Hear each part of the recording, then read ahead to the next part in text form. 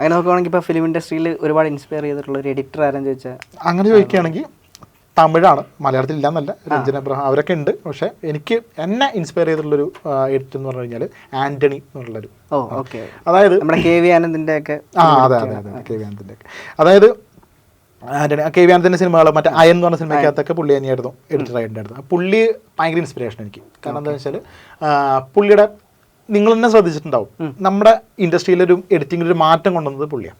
ഇപ്പോൾ സുട്ടും വിഴി ചുടരെ എന്നുള്ള പാട്ടില്ലേ, സൂര്യയുടെ അസിൻ്റെ ആ പാട്ട്, ആ പാട്ടിലാണ് ഈ മാസ്കിങ് ട്രാൻസിഷൻസ് ഒക്കെ വന്നിട്ടുണ്ട്. സുട്ടും അല്ലേ, അതിനകത്ത് ആ ഒരു ആദ്യൊരു മരം വരുന്നു, അസിൻ വരുന്നു, സൂര്യ വരുന്നു അല്ലേ. അപ്പം ഇത്രയും കാലം കണ്ടിട്ടില്ലാത്ത എന്തൊക്കെയോ ഒരു മാജിക്ക് പുള്ളി അന്ന്, ഇപ്പം കാണുമ്പോൾ ചിലപ്പോൾ ക്രിഞ്ചടിക്കും, പക്ഷെ അന്ന് അതൊരു മാസ്കിങ് എന്ന് പറഞ്ഞിട്ട് പുതിയൊരു ട്രെൻഡിലേക്ക് മാറി. അങ്ങനെ പുള്ളി ചെയ്തിട്ടുള്ള ഗജനി സിനിമ, ഗജനി, അതേപോലെ മുല്ലവള്ളിയും തെന്മാവ് എന്ന് പറഞ്ഞ ആ പടം, എനിക്കൊക്കെ പടം അത്ര വിജയമൊന്നും അല്ലെങ്കിലും മുല്ലവള്ളിയും തെന്മാവിലെ എഡിറ്റിംഗ് ഒക്കെ നിങ്ങൾ ഇപ്പോൾ ഒന്ന് ശ്രദ്ധിച്ച് നോക്കി. ഇപ്പോഴത്തെ സിനിമകൾ എഡിറ്റ് ചെയ്യാൻ എളുപ്പമാണ്. ഇപ്പം മാസ്കിങ് ടെക്നിക്കും സംഭവങ്ങളൊക്കെ ഇല്ല. ഇപ്പോഴും ഞാൻ കുട്ടികൾക്കൊക്കെ എക്സാമ്പിൾ കാണിക്കുമ്പോൾ ഇപ്പോഴത്തെ നോർമൽ എഡിറ്റിംഗ് എന്ന് പറഞ്ഞു കഴിഞ്ഞാൽ ഫിലിം കട്ടുകൾ മാത്രമേ ഉള്ളൂ. അതായത് നമ്മൾ ജസ്റ്റ് കട്ട് ജമ്പുകൾ മാത്രമേ ഇപ്പോൾ ഈ പറയുന്ന മാസ്കിങ് പരിപാടിയൊന്നും ഇപ്പം ആരും ഉപയോഗിക്കാറില്ല. പക്ഷേ അങ്ങനത്തെ ഒരു ട്രെൻഡ് ഉണ്ടായിരുന്നു, അത് കുറച്ച് റിസ്ക്കും ആയിരുന്നു. അങ്ങനത്തെ ഒരു മേഖലയിലേക്ക് കൊണ്ടുവന്നത് ഈ ആൻ്റണി പോലുള്ള, എൻ്റെ കാഴ്ചപ്പാടിലിട്ട്, ചിലപ്പോൾ അതിന് മുമ്പും വേറെ പടത്തിലൊക്കെ വന്നിട്ടുണ്ടാവും, ഈ ഒരു ഇന്ത്യൻ ഇൻഡസ്ട്രിയിലേക്ക് കൊണ്ടുവന്നിട്ടുള്ളത് ഈ ആൻ്റണി. പുള്ളി എന്നെ ഒരുപാട് ഇൻസ്പയർ ചെയ്തിട്ടുണ്ട്. പുള്ളിയുടെ ഓരോ പാട്ട് സീനുകളാണ് എൻ്റെ മെയിൻ. ഇപ്പം ഈ ആൻ്റണിയാണ് എനിക്ക് തോന്നുന്നു ശിവാജി എന്ന് പറഞ്ഞ സിനിമയ്ക്കകത്ത് ഏതോ പാട്ട് എഡിറ്റ് ചെയ്തിട്ട് എന്തിരം എന്ന് പറഞ്ഞ സിനിമ ഫുള്ളായിട്ട് ശങ്കർ കൊടുക്കുക ചെയ്തിട്ടുള്ളത്. അങ്ങനെ എഡിറ്റിങ്ങിലൊക്കെ ഒരു എന്നെ ഇൻസ്പയർ ചെയ്തിട്ടുള്ളൊരു ആൻ്റണിയാണ്. ഞാൻ കണ്ടിട്ടൊന്നുമില്ല. ഇപ്പം ചിലപ്പോൾ ഫോട്ടോയിൽ എവിടേക്കൊക്കെ ഏതൊക്കെ വീഡിയോയിൽ കണ്ടിട്ടുണ്ടെന്ന് വെച്ചാൽ എനിക്ക് കാണാപ്പാടൊന്നുമില്ല പുള്ളിയുടെ, അതാ പ്രശ്നം. ഈ എഡിറ്റർമാരൊന്നും എവിടെയും അവൈലബിൾ അല്ല അല്ലേ. ഇവരുടെയൊക്കെ നമ്മൾ ഇന്റർവ്യൂ ഒക്കെ തപ്പി പോയി കഴിഞ്ഞാൽ ചിലപ്പോൾ 1000-2000 വ്യൂസ് ഉള്ള ഏതെങ്കിലുമൊക്കെ ഒരു വീഡിയോ ഒക്കെ നമുക്ക് കണ്ടുപിടിക്കാൻ പറ്റുള്ളൂ. ആ സമയത്ത് അങ്ങനെയല്ല, മറ്റ് നടന്മാർക്കായിരിക്കും ഫസ്റ്റ് മുൻഗണന, പിന്നെ സംവിധായകൻ, ക്യാമറാമാൻ, എഡിറ്ററൊക്കെ കുറേ താഴെയാണ് കിടക്കുന്നത്. അതെ. അപ്പം ചേട്ടൻ പറഞ്ഞൊരു പോയിന്റിൽ തന്നെ ഞാൻ ഒരു കാര്യം ചോദിക്കാം. അപ്പോൾ രഞ്ജൻ എബ്രഹാമിൻ്റെ ഏറ്റവും അടുത്ത ഇന്റർവ്യൂവിൽ പുള്ളി പറഞ്ഞൊരു കാര്യം, ഇപ്പോൾ സിനിമയിൽ എന്തെങ്കിലുമൊക്കെ വലിയൊരു പൊസിഷനിൽ നിന്ന് അല്ലെങ്കിൽ അവിടെ കഴിവ് തെളിയിക്കണമെന്ന് ആഗ്രഹിച്ച സിനിമയിലേക്ക് വരികയും, പക്ഷേ എഡിറ്ററായി പോയി, അത് കമ്പാരിറ്റീവ്ലി ഭയങ്കര വലിയൊരു ജോലിയും പക്ഷെ കുറഞ്ഞൊരു പൈസയും കിട്ടുന്നൊരു, അതുപോലെ തന്നെ അംഗീകാരം കിട്ടാറില്ല. അപ്പം എഡിറ്റർമാർ അങ്ങനെ അംഗീകരിക്കപ്പെടാതെ പോകുന്നത് ഒരു ഭയങ്കര പ്രശ്നം തന്നെയല്ലേ. അതെ അതെ. ഇപ്പൊ ഇതന്നെയാണ് എന്റെയും പ്രശ്നം തന്നെയാണ്. ഇപ്പൊ നിങ്ങളും പറയുന്നു ഞാനൊരു എഡിറ്ററാണെന്ന്. അങ്ങനെ ഞാൻ ആദ്യം പറഞ്ഞു എനിക്ക് ഇതിൽ മുഖം കാണിക്കുന്നത് എന്നുള്ളതാണ് എൻ്റെ ഇമ്പോർട്ടൻ്റ് എന്നുള്ള കാര്യം ഞാൻ ആദ്യം പറഞ്ഞിട്ടുണ്ടായിരുന്നു. അപ്പം ഞാനൊരു എഡിറ്ററായിട്ട് മാത്രം പോയി കഴിഞ്ഞാൽ ഞാൻ മിക്കവാറും താഴേക്കേ പോവുള്ളൂ. കാരണം ഇതൊക്കെ അറിഞ്ഞിട്ട് തന്നെയാണ് എന്നെ എഡിറ്ററായിട്ട് അറിയപ്പെടുന്നത്. ശരിക്കും പറഞ്ഞാൽ ഞാൻ ഭയങ്കരമായിട്ട് ആഗ്രഹിക്കുന്നൊരു കാര്യമില്ല. കാരണം ഞാൻ ഈ സിനിമയിലേക്ക് കയറാൻ വന്നിട്ടുള്ള ആളാണ്. പക്ഷേ എഡിറ്റിംഗ് ഞാൻ ചെയ്യും. പക്ഷെ എനിക്ക് ലേബിൾ കിട്ടിയതിപ്പോൾ എഡിറ്റർ. അപ്പം അതിൽ ഇങ്ങനത്തെ ഒരു പ്രശ്നമുണ്ട് ബ്രോ. ഇപ്പം നേരത്തെ പറഞ്ഞൊരു കാര്യം കൂടെ കൂട്ടിച്ചേർക്കാനുള്ള സംഭവം എന്ന് വെച്ചാൽ, ഈ എഡിറ്റർ എന്ന് പറഞ്ഞു കഴിഞ്ഞാൽ നല്ലൊരു സംവിധായകനാവും എന്നുള്ളൊരു തെളിവ് എന്താണെന്ന് വെച്ചാൽ, ഒരു ഫീൽ മൊമെൻ്റ് ഒക്കെ ഒരു എഡിറ്റർ വിചാരിച്ചാലേ നന്നാക്കാൻ പറ്റുള്ളൂ. ഒരു പാട്ടിൻ്റെ ഒരു താളം പ്രേക്ഷകർക്ക് ആ താളം കിട്ടണം എന്നുണ്ടെങ്കിൽ അതൊരു എഡിറ്റർ വിചാരിച്ചാലേ നടക്കുള്ളൂ. നമുക്ക് ചില ഇപ്പം എഡിറ്റിങ്ങിനെ കുറിച്ചൊന്നും അറിയാത്തൊരാൾ ഒരു പാട്ട് കാണുകയാണെങ്കിലും ആ വീഡിയോ അവരുടെ മനസ്സിനുള്ളിൽ കയറിയിട്ടുണ്ടെന്നുണ്ടെങ്കിൽ ചിലപ്പോൾ നമ്മൾ പറയാറില്ലേ പാട്ട് നല്ല പാട്ടാണ് പക്ഷെ വീഡിയോ അത്ര കൊള്ളൂല, അല്ലെങ്കിൽ അങ്ങനത്തെ ഒരു കമ്പാരിസൺ പറയാറില്ല. അത് ആ ഒരു സാധാരണ ആളുടെ ഉള്ളിലും എന്ത് സംഭവിക്കുന്നുണ്ട്, ഒരു എഡിറ്റർ വർക്ക് ചെയ്യുന്നുണ്ട് എന്നുള്ളതാണ്. കാരണം അവരുടെ ആ ഒരു ബീറ്റും ആ ഒരു ഫീലൊക്കെ കൊണ്ട് അത് വർക്ക് ചെയ്യുന്നുണ്ടല്ലോ. അപ്പം ഞാൻ പറയണതെന്ന് വെച്ചാൽ എഡിറ്ററായി അറിയപ്പെടുന്ന പറഞ്ഞു കഴിഞ്ഞാൽ ഇപ്പോഴും മലയാളത്തിൽ ഒരുപാട് എഡിറ്റർമാരുണ്ട്. അവരൊന്നും പേര് നമുക്ക് അങ്ങനെ അറിയില്ല, തപ്പിപ്പോണം. പക്ഷെ ഇപ്പൊ കുറച്ചും കൂടെ ഒരു ശതമാനമായിട്ടുള്ളൂ. അല്ലാതെ ഒരുപാട് പേരെയൊന്നും നമുക്കിപ്പോഴും അറിയില്ല. ആ എഡിറ്റർ വിചാരിച്ചാൽ തന്നെ ഈ പറഞ്ഞ പോലെ തന്നെ ഒരു സിനിമ നന്നാക്കാൻ പറ്റും, ഒരു എന്ത് ചെയ്യാൻ പറ്റും അല്ലേ. അപ്പം എൻ്റെ ഒരു അഭിപ്രായത്തിൽ അപ്പം ഡയറക്ടർക്ക് എഡിറ്റിംഗ് അറിയില്ലെങ്കിൽ ആ എഡിറ്ററിങ് ഷൂട്ടിങ്ങിന് കൊണ്ടുപോയി കഴിഞ്ഞ് കഴിഞ്ഞാൽ ആ ഒരു പ്ലാന് സെറ്റാവും അല്ലേ. അതിക്ക് കഥ അത്ര സ്ട്രോങ് ആയിരിക്കണം. കഥ അത്ര സ്ട്രോങ് അല്ലാത്ത പടങ്ങളൊക്കെ വിജയിച്ചിട്ടുണ്ടെന്നുണ്ടെങ്കിൽ അതിൻ്റെ പിന്നിൽ വലിയൊരു കഴിവുണ്ട്. ഓക്കെ. അപ്പോൾ ഈ എഡിറ്റിങ്ങിന് പ്രാധാന്യമുള്ള ഏത് സിനിമയാണ് ഈ അടുത്ത? തല്ലുമാല വന്നിട്ട് ഞാൻ അതിലോട്ട് വരാൻ. തല്ലുമാല കാണുന്ന സമയത്ത് ബേസിക്കലി അതൊരു എഡിറ്ററുടെ സിനിമയാണ്. ഖാലിദ് റഹ്മാൻ എന്ന് പറഞ്ഞിട്ട് വലിയൊരു ക്രാഫ്റ്റുള്ള ഡയറക്ടറാണ്. ആ സിനിമ ആക്ച്വലി ഒരു എഡിറ്ററുടെ സിനിമയാണ്. കാര്യം ഇതിനെ ശരിക്കും പറഞ്ഞാൽ ഖാലിദ് റഹ്മാനും വർക്ക് ചെയ്തിട്ടുണ്ട്. ഖാലിദ് റഹ്മാന്റെ ക്രാഫ്റ്റ് ഡെഫിനറ്റ്ലി. പക്ഷെ എനിക്ക് തോന്നിയത് അങ്ങനെ ഒരു കഥ എഴുതി പുള്ളി അങ്ങ് ഇട്ട് കൊടുത്തേക്കെ ബാക്കി നീ അങ്ങ് ചെയ്തോ എന്നുള്ള സംഭവം. അതെ, പിന്നെന്താ വെച്ചാൽ അതിൽ ഖാലിദ് റഹ്മാൻ വർക്ക് ചെയ്തിട്ടുണ്ട്. അതിന് നമുക്കറിയില്ല അവിടെ ലൊക്കേഷൻ എന്താ സംഭവിച്ചിട്ടുള്ള. മറ്റേ ഇംഗ്ലീഷിലൊക്കെ കണ്ടു എന്നുള്ള ഇവരുടെ ഫൈറ്റ് സീക്വൻസിൽ ഒരാൾ ഇങ്ങോട്ട് നീങ്ങുമ്പോൾ മറ്റേ ഇങ്ങോട്ട് നീങ്ങുമ്പോൾ അവിടെ സ്ലൈസ് വന്നിട്ടുള്ള ഒരു എഡിറ്റിംഗ് ടെക്നിക്കൊക്കെ കണ്ടിട്ടില്ല. ഈ സാധനമൊക്കെ ഷൂട്ടിൽ പ്ലാൻ ചെയ്യണം. അത് എഡിറ്റർ മാത്രം വിചാരിച്ചാൽ നടക്കില്ല അല്ലേ? ചിലപ്പോ എഡിറ്റർ ഉണ്ടാവുമായിരിക്കും. പക്ഷെ ഇങ്ങനെ ഒരു സാധനം വേണം എന്നുള്ളത് ഐഡിയ ഖാലിദ് റൈറ്റ് ചെയ്ത സമയത്തെ എഡിറ്ററെ വിശ്വസിച്ച് മാത്രം ചെയ്തിട്ടുള്ള സാധനങ്ങളാണ്. അതാ പറഞ്ഞത്. അപ്പോൾ എന്താ ഇപ്പൊ ഈയിടെ റീസെന്റ് ആയിട്ട് ഒന്നാമത് എനിക്ക് ഞാൻ ഖാലിദ് റഹ്മാനിലേക്ക് ഒന്ന് ജസ്റ്റ് വരുന്നുണ്ട്. ആ ഒരു ഡയറക്ടർ ഭയങ്കര ഇഷ്ടപ്പെട്ട ഡയറക്ടർ. കാരണം പുള്ളി ചെയ്ത ഓരോ സിനിമയുടെ ജോണർ ഉണ്ടാന്ന് പറഞ്ഞ സിനിമ, അത് അങ്ങനത്തെ ഒരു ഫീൽ ഗുഡ് സാധനം, തല്ലുമാലി ഇങ്ങനെ അല്ലെ, അങ്ങനെ ഓരോ ആരാകരിക്കുമ്പോൾ അതൊക്കെ വേറെ മൂഡ്, എല്ലാം ഡിഫറെന്റ് ആയിട്ടുള്ള. ഇതിനകത്ത് ഈ ഒരു എഡിറ്റിങ്ങിന് കൊടുത്തിട്ടുള്ള ഇമ്പോർട്ടൻസ്, അതായത് എഡിറ്റിങ്ങിന് ഇങ്ങനെ ഇമ്പോർട്ടൻസ് കൊടുക്കണമെന്നുണ്ടെങ്കിൽ ഇങ്ങനത്തെ പടങ്ങൾ വേണം. ജാങ്കോ പടങ്ങളായിരിക്കണം. തല്ലുമാലയ്ക്ക് അങ്ങനത്തെ ഒരു എഡിറ്റിങ്ങും കുറച്ച് ടെക്നിക്സും കുറച്ച് കളർഫുൾനെസ്സും ആവശ്യമാണ് അല്ലേ? അവിടെ നല്ലൊരു എഡിറ്ററെ കിട്ടിയില്ലെങ്കിൽ ആ പടം 100% പോകും അല്ലേ? പിന്നെ ഇപ്പോഴും ആ പടം രണ്ട് മൈൻഡോടെ ഇരിക്കുന്ന ആൾക്കാരുണ്ട്. നമ്മൾ ശ്രദ്ധിച്ചിട്ടുള്ള അതിൻ്റെ കഥയോ കഥാപാത്രങ്ങളൊന്നും അല്ല, നമ്മൾ ചെയ്തിട്ടുള്ള ഇതിൻ്റെ ടെക്നിക്കൽ സൈഡും എഡിറ്റിങ്ങും ആണ്. അപ്പോൾ ഇപ്പോൾ റീസെൻ്റായി കണ്ടതിൽ ഏറ്റവും ബെസ്റ്റ് എഡിറ്റിംഗ് എന്ന് എനിക്ക് പറയാൻ പറ്റുന്നത് തല്ലുമാല. ഇപ്പം ചേട്ടൻ സിനിമകളെ ഒരുപാട് ഇഷ്ടപ്പെടുന്ന ഒരാളാണ്. ഇപ്പോൾ ചേട്ടൻ്റെ ചാനൽ കണ്ടാൽ തന്നെ ട്യൂട്ടോറിയൽസ് ചെയ്യുന്ന സമയത്ത് റെഫറൻസുകൾ വെക്കുന്ന ഷോട്ടുകൾ ഞാൻ കണ്ടിട്ടുണ്ട്. അപ്പോൾ അതിനകത്ത് എഡിറ്റിംഗ് മാത്രമല്ല, അതിൻ്റെ ഓരോ ആസ്പെക്റ്റും ചേട്ടൻ ഇങ്ങനെ എടുത്തെടുത്ത് പറയുന്നതായിട്ട് ഞാൻ കണ്ടിട്ടുണ്ട്. ഇപ്പോൾ ക്യാമറ ആംഗിൾ ആണെങ്കിലും ശരി, അതിൻ്റെ കളർ ടോൺ ആണെങ്കിലും ശരി, കമ്പോസിഷൻ ആണെങ്കിലും ശരി. അപ്പോൾ ഒരു സിനിമ കാണുമ്പോൾ ബേസിക്കലി എന്തൊക്കെ കാര്യങ്ങളാണ് മെയിനായിട്ട് ശ്രദ്ധിക്കുക? നമ്മുടെ പ്രശ്നം ഇതാണ്, സിനിമ കാണാൻ പറ്റാറില്ല. ഇത് ടെക്നിക്കൽ കാര്യങ്ങളാണ് കൂടുതലും. അതെന്താ വെച്ചാൽ ഇപ്പോൾ തിയേറ്ററിൽ വൈഫിനെ കൊണ്ടൊക്കെ ഞാൻ തിയേറ്ററിൽ പോകുമ്പോൾ അനാവശ്യ സ്ഥലത്തൊക്കെ ഹൗ എന്നൊക്കെ പറയും. നോർമൽ ഓഡിയൻസ് ബാക്കിയുള്ളൊരു എന്നെ നോക്കും. അവിടെ പോയിന്റ് ആവശ്യമില്ല. അവിടെ ചിലപ്പോൾ ചില ഷോട്ടിൻ്റെ ആയിരിക്കും, ചില ക്യാമറ ആംഗിൾ ആയിരിക്കും, അല്ലെങ്കിൽ ആ ഒറ്റ ഞാൻ ഏറ്റവും കൂടുതൽ സ്റ്റിച്ച് ചെയ്യാത്ത ഷോട്ടുകൾ ഉണ്ടാവുമല്ലോ, കണ്ടിന്യൂസ് ആയിട്ടുള്ള ഷോട്ടുകൾ. അപ്പം ഞാനത് കണക്കൂട്ടും, ഇതിപ്പോൾ എത്ര നേരമായി. ചിലപ്പോൾ മാലിക്കൊക്കെ സിനിമ അവിടെ സ്റ്റിച്ച് വന്നിട്ടുണ്ടെങ്കിലും നമുക്കത് സ്റ്റിച്ച് ഫീൽ ചെയ്യാത്ത രീതിയിൽ ഫസ്റ്റ് ഒരു 13 എത്ര വീടിന്റെ ഷോട്ട് ഫസ്റ്റ് ഷോട്ട് കണ്ടിട്ടില്ലേ? ഗ്രാവിറ്റി എന്ന് പറഞ്ഞ സിനിമയ്ക്കകത്തൊക്കെ ഉണ്ട്. അതെ, നമുക്ക് ഇത് അപ്പം എന്താ പ്രശ്നം എന്ന് വെച്ചാൽ കഥ അവള് എനിക്ക് പറഞ്ഞു തരണം. കാരണം ഞാൻ ആ സമയത്ത് എന്താ ഇപ്പോൾ ഒരു ക്യാമറ ഇങ്ങനെ മൂവ് ചെയ്യുമ്പോൾ അതിൻ്റെ ഇടയിൽ കൂടെ ഒരാൾ പാസ് ചെയ്തു, ആ പാസ് ചെയ്തപ്പോഴായിരിക്കും അവിടെ സ്റ്റിച്ച് ചെയ്തിട്ടുണ്ടാവുക, അവിടെ കട്ടപ്പോഴായിരിക്കും വന്നിട്ടുണ്ടാവുക. ഇതൊക്കെ നമ്മൾ ചിന്തിച്ചുകൊണ്ടിരിക്കുമ്പോൾ കഥ മറന്നു പോകും. എടി എന്താണ് ഇപ്പോൾ അയാൾ പറഞ്ഞതെന്നുള്ളത് എനിക്ക് അവള് പറഞ്ഞു തരണം. അതാണ് പ്രശ്നം. അപ്പം എന്നെക്കൊണ്ട് എൻ്റെ കൂടെ ഇരിക്കുന്നവർക്ക് ഭയങ്കര ബുദ്ധിമുട്ടായിരിക്കും സിനിമ. അപ്പോൾ ഇതാണ് ഇപ്പോൾ മെയിനായിട്ട് നമ്മളൊരു സിനിമ കാണുമ്പോൾ ടെക്നിക്കൽ സൈഡ് എന്തൊക്കെ ശ്രദ്ധിക്കണമെന്ന് വെച്ചാൽ, ഒന്നാമത് ഈ കണ്ടിന്യൂറ്റി ഞാൻ എപ്പോഴും ശ്രദ്ധിക്കാറുണ്ട് ചില ഷോട്ടുകൾ. പിന്നെ ബീറ്റ് കട്ട്, എനിക്ക് ബീറ്റ് ഭയങ്കര നിർബന്ധമായിട്ടുള്ള കാര്യം. പാട്ട്, ഈ ബീറ്റ് കട്ട് സിനിമകളിലെ പാട്ടിൽ മാത്രമല്ല, അല്ലാത്ത സമയത്ത് ചിലപ്പോൾ താളത്തിൽ കട്ട് ചെയ്യുന്നൊരു സംഭവമുണ്ട്. ഭയങ്കര രസമാണ് അത്, അങ്ങനത്തെ ഷോർട്ട്സുകൾ കാണാൻ. അത് ലൈറ്റ് ശ്രദ്ധിക്കാറുണ്ട്. ലൈറ്റ് ആ മൂഡ് ഭയങ്കരമായിട്ട്. എനിക്ക് ക്വാളിറ്റി നിർബന്ധമാണ് ശരിക്കും പറഞ്ഞു കഴിഞ്ഞാൽ. എന്ന് വെച്ച് കഴിഞ്ഞാൽ എനിക്ക് നല്ല തിയേറ്ററിൽ കാണണം എന്നൊക്കെ ചില നിർബന്ധങ്ങളുണ്ട്. അതിനകത്ത് ഇങ്ങനെ ക്രിസ്റ്റൽ ക്വാളിറ്റിയിലൊക്കെ കാണുമ്പോൾ അപ്പോഴുള്ള ലൈറ്റിങ് അതൊക്കെ ഭയങ്കരമായിട്ടുള്ള എനിക്ക് കണ്ണൊക്കെ നിറയും ചിലപ്പോൾ. നല്ല ക്വാളിറ്റി വീഡിയോ ഒക്കെ കാണുമ്പോൾ എനിക്ക് ഭയങ്കര ഇഷ്ടം തോന്നി, അത്ര ഇഷ്ടമാണ്. അപ്പോൾ ഇപ്പോഴും ശരിക്കും പറഞ്ഞു കഴിഞ്ഞാൽ ഇപ്പം ചാനലൊക്കെ കുറച്ച് ക്വാളിറ്റി ആയി വരുന്നുള്ളൂ. പക്ഷേ ഇപ്പോഴും നമുക്ക് ഒരുപാട് ലിമിറ്റേഷൻസ് ഉണ്ട്. എനിക്ക് ഇനിയും ക്വാളിറ്റി എങ്ങനെയെങ്കിലും കൂട്ടണം എന്നുള്ളൊരു മെയിനായിട്ട് നമ്മുടെയൊക്കെ പ്രശ്നം റൂമിന് തീരെ വലുപ്പമല്ല. അപ്പം കുറച്ചും കൂടെ ബാക്കിലേക്ക് ഉണ്ടെങ്കിൽ കുറച്ചും കൂടെ ഡെപ്ത് ഓഫ് ഫീൽഡൊക്കെ വരുമല്ലോ, അപ്പോൾ കുറച്ചും കൂടെ ഒരു ഇത് കിട്ടുമല്ലോ. അപ്പോൾ ആ ഒരു പരാതികൾ ഇപ്പോഴും അതാ പറഞ്ഞത്. ഞാൻ ഒരു വീഡിയോ ചെയ്ത് കഴിഞ്ഞാൽ അടുത്ത വീഡിയോ ചെയ്യുമ്പോൾ കഴിഞ്ഞ വീഡിയോ നോക്കിയിട്ട് എനിക്കത് ഇഷ്ടപ്പെടാറില്ല, ഇത്ര പോരാ എന്നുള്ള സംഭവം. എനിക്ക് തോന്നുന്നു ഏതൊരാൾക്കും അത് ആവശ്യമാണ്. നമ്മൾ ഓരോ സ്റ്റെപ്പ് കഴിയുമ്പോഴും പഴയത് വെച്ചിരിക്കരുത്.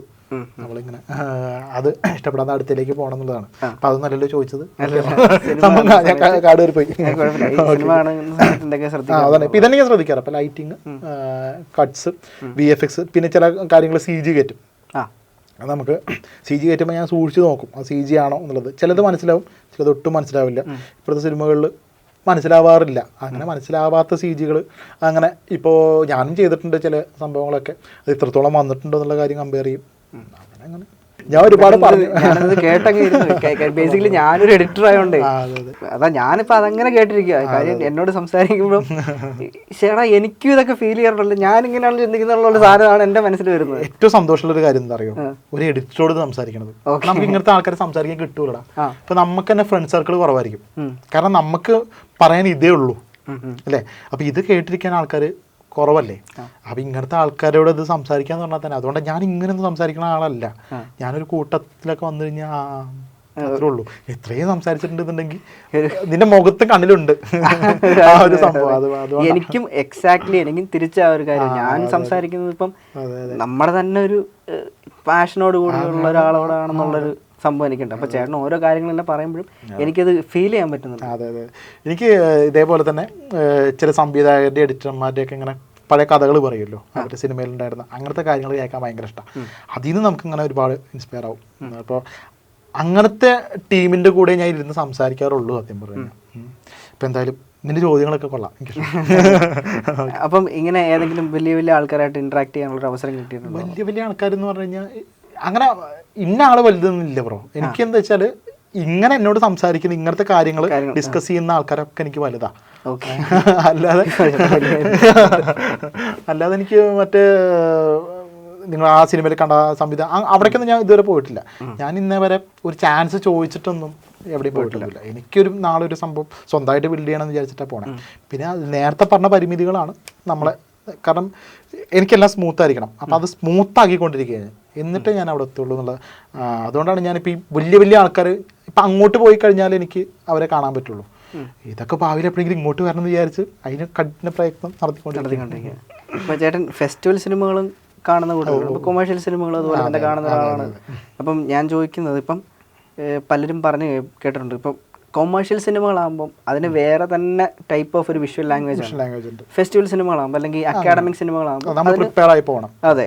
അപ്പം ഇത് രണ്ടും വരുന്ന സമയത്ത് കുറച്ചും കൂടെ കോംപ്ലിക്കേറ്റഡ് ആയിട്ട്, ഇപ്പോൾ എഡിറ്റിങ്ങിൻ്റെ കാര്യത്തിൽ, എഡിറ്റിങ്ങും കമ്പോസിഷൻ്റെ കാര്യത്തിൽ നമുക്ക് ചെയ്യാൻ എളുപ്പം ഉള്ളത് ഏതാണ്, അല്ലെങ്കിൽ ചെയ്യാൻ രണ്ടിനും രണ്ട് ജോണറാണ്. ആ ഒരു കാര്യങ്ങളുണ്ട്. രണ്ട് സിനിമകൾക്കും അതിൻ്റെതായ ബുദ്ധിമുട്ടുകളുണ്ട്. കാര്യം ഇപ്പോൾ നമ്മൾ ഭയങ്കര വലിയ എഡിറ്റിംഗ് നടത്തിയാലും ചില സമയങ്ങളിൽ സട്ടിലായിട്ടുള്ള വിഷ്വൽസിന് അതിനേക്കാൾ കൂടുതൽ ഇമ്പാക്ട് ഉണ്ടാവും. അപ്പോൾ അങ്ങനെ ഉള്ള സമയത്ത് ഏതാണ് കുറച്ചും കൂടെ കോംപ്ലിക്കേറ്റഡ് ആണെന്നാണ്? ഇതിൽ രണ്ടിൻ്റെയും രണ്ട് ജോണറാണല്ലോ. അപ്പോൾ ഇതിലുള്ളൊരു കാര്യം എന്താണെന്ന് വെച്ചാൽ, ഇപ്പോൾ നമുക്ക് ഇപ്പം ഫെസ്റ്റിവൽ സിനിമ ചെയ്യുകയാണെന്നുണ്ടെങ്കിൽ അതിൽ നമ്മുടെ എഡിറ്റിംഗ് സ്കിൽസ് അല്ല നമുക്ക് കാണിക്കേണ്ടത്, സോളാണ് കാണിക്കേണ്ടത് അല്ലേ. അതിൻ്റെ ഡെപ്ത് അറിഞ്ഞ് ഡയറക്ടറോ അല്ലെങ്കിൽ നമ്മളോ എന്താണ് അതിനകത്ത് എന്ത് ഫീലിങ്സ് ആണ് അവിടെ റിവീൽ ചെയ്യണമെന്ന് വെച്ച് കഴിഞ്ഞാൽ അതിനനുസരിച്ചുള്ള കട്ടുകൾ മാത്രമേ അവിടെ യൂസ് ചെയ്യാൻ പാടില്ല. അവിടെ ഈ നേരത്തെ പറഞ്ഞ പോലെ ബീറ്റ്, ജമ്പ്, ചക്ക ചക്ക ചക്ക ഈ സാധനം ഇല്ല. ആവശ്യത്തിനുള്ള കട്ട്, കാരണം ആ ഒരു കട്ട് വരെ പ്രേക്ഷകരെ ഡിസ്റ്റർബ് ചെയ്യിക്കും അല്ലേ. ശരിക്കും ഈ സിനിമകൾ എന്ന് പറഞ്ഞാൽ സെമിയോട്ടിക്, ഇപ്പം എന്താണ് ഡിഫറൻസ് എന്ന് പറയാം. ഫെസ്റ്റിവൽ സിനിമകളുണ്ട്, കൊമേഴ്ഷ്യൽ സിനിമകളുണ്ട്. ഫെസ്റ്റിവൽ സിനിമ എന്ന് പറഞ്ഞാൽ സെമിയോട്ടിക്സ് എന്ന് പറഞ്ഞ സാധനം കൂടുതലായിരിക്കും. സെമിയോട്ടിക്സ് എന്ന് പറഞ്ഞു കഴിഞ്ഞാൽ മലയാളത്തിൽ ചിഹ്ന വിജ്ഞാനി എന്നൊക്കെ പറയും. അതായത് നിങ്ങളിപ്പം ഫെസ്റ്റിവൽ സിനിമകളിൽ ഇപ്പോൾ ഈ ഗ്ലാസ് കുറച്ച് നേരം ഇങ്ങനെ കാണിച്ചുകൊണ്ടിരിക്കും. ചിലപ്പോൾ അത് 2 മിനിറ്റ് ഷോർട്ടായിരിക്കും. പക്ഷെ ആ ഗ്ലാസ് ഡയറക്ടർ വെറുതെ കാണിച്ചായിരിക്കില്ല, അതിന് പിന്നിൽ വലിയൊരു കഥ ഉണ്ട്. അപ്പോൾ ഞാനെപ്പോഴും കുട്ടികളോട് പറയുന്നൊരു സംഭവമുണ്ട്, ഇപ്പം പെട്ടെന്ന് ബ്രോയ്ക്ക് മനസ്സിലാവുന്ന രീതിയിൽ പറയാം.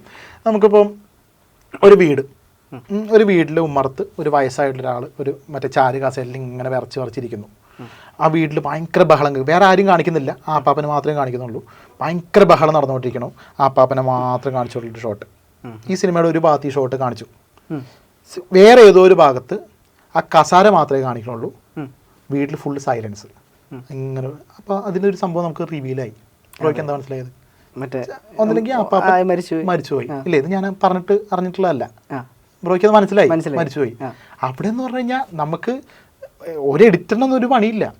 അവിടെ ആ ഒരു സൈലൻസും ആ സ്പേസിങ്, നമുക്ക് ആ ഒരു വീഡിയോ ഇപ്പോൾ ഒരു 3 സെക്കൻഡ് കാണിക്കേണ്ട വീഡിയോ അല്ല, അവിടെ അത്രത്തോളം എക്സ്റ്റെൻഡ് ചെയ്ത ആ ഒരു ഷോട്ട് ഇവിടെയും കാണിച്ചു അവിടെയും കാണിച്ചു. ഇതാണ് സെമിയോട്ടിക്സ് എന്ന് പറഞ്ഞ സംഭവം. സെമിയോട്ടിക്സ് എന്ന് പറഞ്ഞു കഴിഞ്ഞാൽ നമ്മളൊന്നും കാണിക്കേണ്ട കാര്യമില്ല, പ്രേക്ഷകർ കണ്ട് മനസ്സിലാക്കണം. ഈ കണ്ട് മനസ്സിലാക്കുന്ന സിനിമകളാണ് ഫെസ്റ്റിവൽ സിനിമകൾ.